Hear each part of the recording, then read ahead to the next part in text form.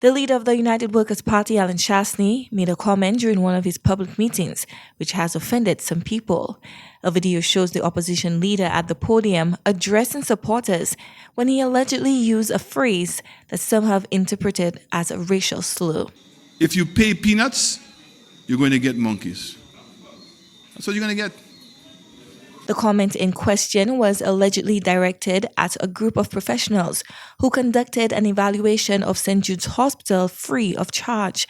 While Chastanet's supporters argue the phrase is a common idiom criticizing low wages, leading to poor results, others found the wording deeply offensive.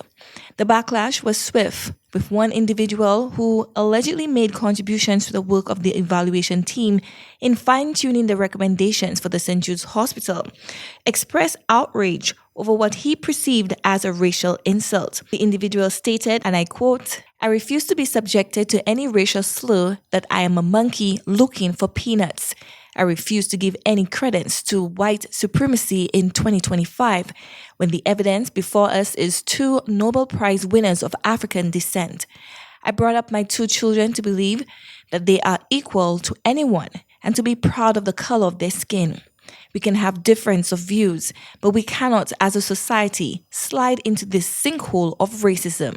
End quote. The phrase, "when you pay peanuts, you get monkeys," dates back to the 1940s in the United Kingdom, originally referring to the idea that low wages attract poor quality work. However, in a region with a painful history of dehumanizing language, community activist Aaron Alexander argues that leaders should be more mindful of their words, especially when referencing terms that have been weaponized against Black communities.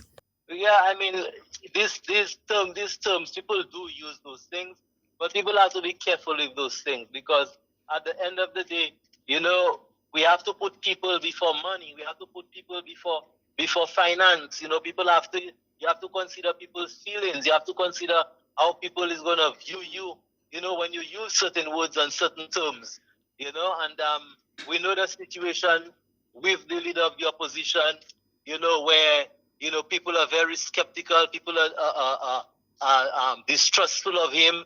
So he needs to build his reputation and build the trust with the people. And going down that road will only alienate more and more people. And people are not going to gravitate towards him at all. Referencing Chastanet's comments as a financial idiom, Alexander also cited Chastanet's father, a well-known St. Lucian businessman. I'm not surprised at this recent comment of when you pay peanuts, you get monkeys and so on.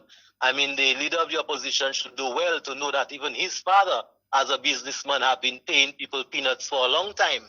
And this is one of the businessmen that have taken advantage in many cases of workers in St. Lucia. So I mean, these are the kind of things that is coming from him, and it's a shame, and it's unfortunate.